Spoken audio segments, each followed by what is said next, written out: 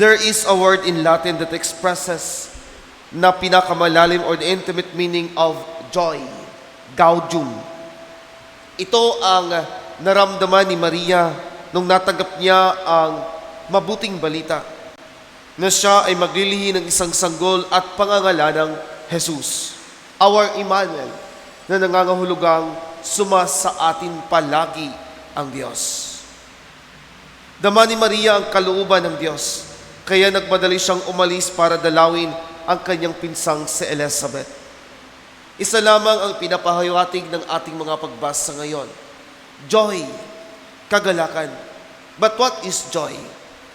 Sa tuwing nagbibigay ako ng recollection o retreat, palagi kong tinatanong ano nga ba ang pagkakaiba ng kaligayahan at kagalakan. Happiness is something external and joy is internal. Maaari mong maipakita o ipakita sa mga tao na ikaw ay masaya, ngunit in reality, malungkot ka because of your personal sentiments o dahil mayroong kirot sa iyong puso. Maaari kang maging masaya kung mayroon kang maraming pera, mga kaibigan, bagong cellphone at marami pang iba. Ngunit ang kagalakan ay ang nararamdaman mo na kahit wala kang pera o maging sa gitna ka ng pagsubok, you're still satisfied. Dahil naniniwala ka sa salitang pag-asa. Pag-asang mayroong Diyos na gumagabay sa iyo sa gitna ng kadiliman ng iyong buhay. Sa ika-6 na araw ng ating Misa de Gallo o Misa Aguinaldo, we see 3 important attitudes of Our Lady, of Mary. First is being joyful. Mary's fiat she finds joy. Sino ang hindi matutuwa kung ikaw ay pinili na maging ina ng kanyang anak o ang anak ng Diyos? Kaya Mary is blessed among women. Bukod siyang pinagpala sa babaeng lahat upang maging ina ng ating Panginoon. Ipinakita niya ang kahalagahan ng lahat ng mga ina. An example of a mother who is the source of love, carrier of love. At sa buhay niya, siya ay naging masunurin kahit na ito ay magdulot sa kanya ng matinding hapis. Ang mas mahalaga is to follow the will of God. Katulad din tayo sa mahal na Birheng Maria, natutuwa dahil sa mga mabubuting balita. Ano kaya ang ugat ng ating kagalakan? Actually, nagkakaroon lamang ng problema kapag we separate ourselves to God or we refuse to be faithful to Him, especially when we feel that we do not need His divine intervention.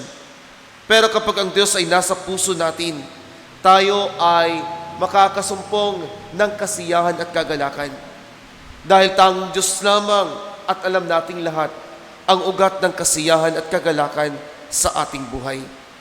At alam natin na ang gusto ng Diyos ay lahat tayo'y maging masaya at magalak. Pangalawa, collaboration. In Mary's fiat, she collaborates to the plan of God. Hindi niya ninais na humindi sa plano ng Diyos. Alam niya na kahit magdanas pa siya ng hirap o hapis, ang mas mahalaga sa kanya, she will participate to God's plan of salvation. Ang kanyang pag-oo ay nangangahulugan ng sakripisyo at pagtitiis. Dahil sa kanyang pag-ibig, naipakita niya ang kanyang partisipasyon kahit ito ay masakit. Pangatlo, total commitment. In Mary's fiat, she responded to the call of God with total commitment. Siya ay dapat magtiwala at maging tapat sa Diyos. At napatunayan niya ito mula sa umpisa hanggang sa katapusan. Dahil ang mas mahalaga sa kanya ay kung papaano maisa sa buhay ang kalooban ng Diyos para sa sangkatauhan.